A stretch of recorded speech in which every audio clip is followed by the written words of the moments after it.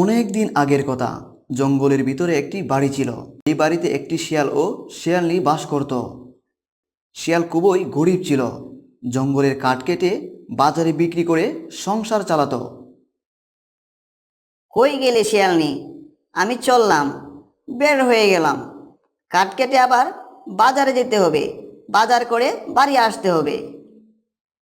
আচ্ছা ঠিক আছে, তুমি তাহলে যাও।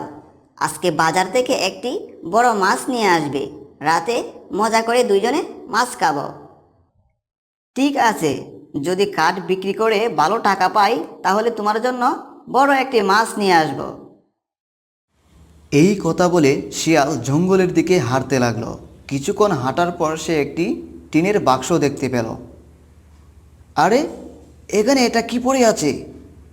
এ তো দেখছি টিনের বাক্স। আর এটা তো বেশ ওজন। দেখি তো কি আছে এর ভিতরে। শিয়াল যখন টিনের বাক্সটি খুলল, তখনই বিশাল এক দৈত্য বেরিয়ে আসলো। ওরে বাবারে, এ তো দেখছি বিশাল একটা দৈত্য। আজকে আমার জীবন শেষ। কেন যে এই বাক্স খুলতে গেলাম, হাতে ধরে নিজের সর্বনাশ ডেকে আনলাম। এখন আমি কি করি? জয় হো, জয় হো। ভয় পাস নে শিয়াল, আমি তোর ক্ষতি করব না। তুই আমার জীবন বাঁচালি। কিন্তু আমি কিভাবে আপনার জীবন বাঁচালাম?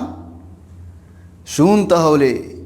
সিংহ পাহাড়ের এক জাদুকর আমাকে জাদুমন্ত্র করে এখানে আটকে রেখেছিল, আর বলেছিল এই বাক্সতেই তুই সারা জীবন বন্দি থাকবি।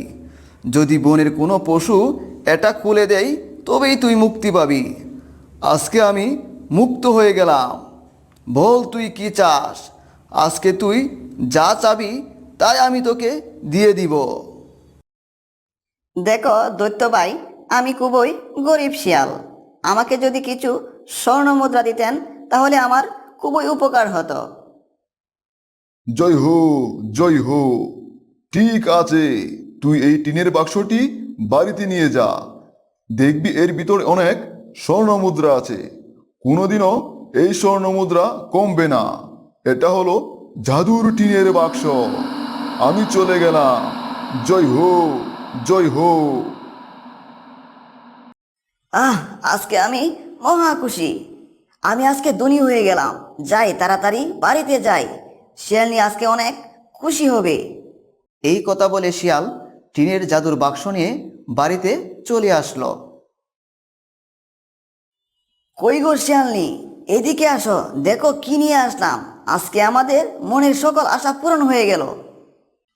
ও মা, এই তো দেখছি সব স্বর্ণ মুদ্রা। সত্যি আজকে আমাদের মনের সব স্বপ্ন পূরণ হয়ে গেল, আর আমাদের কোনো অভাব থাকবে না।